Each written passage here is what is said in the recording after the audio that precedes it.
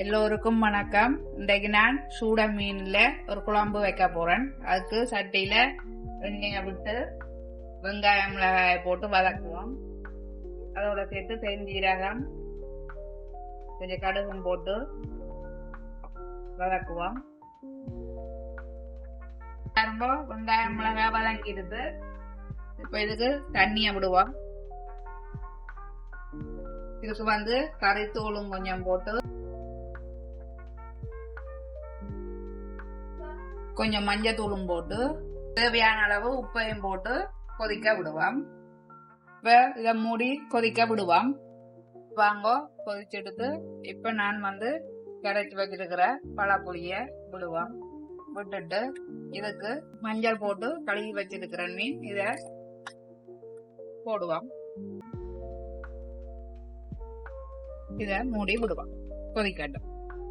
இப்ப வாங்க கொதிச்சு கொண்டு வந்துடுத்து இதுக்கு உள்ளி மிளகு சின்ன சீரகம் பிடிச்சு வச்சிருக்கிறேன். அதையும் போட்டு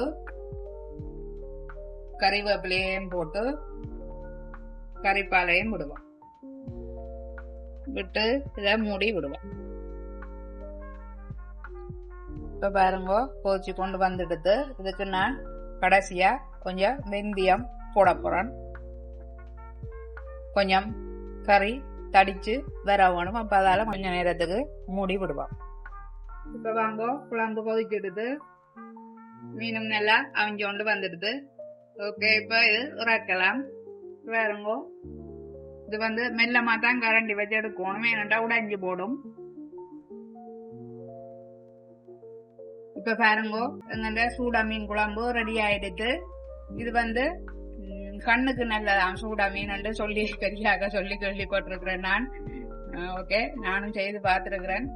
ஓகே, இனிதான் சாப்பிட போறேன். நீங்களும் இந்த சூடா மீனை செய்து சாப்பிட்டுட்டு எப்படி இருக்காண்டு லைக் பண்ணுங்க, கமெண்ட் பண்ணுங்க, ஷேர் பண்ணுங்க, மறக்காம சப்ஸ்கிரைப் பண்ணுங்க. நன்றி, வணக்கம்.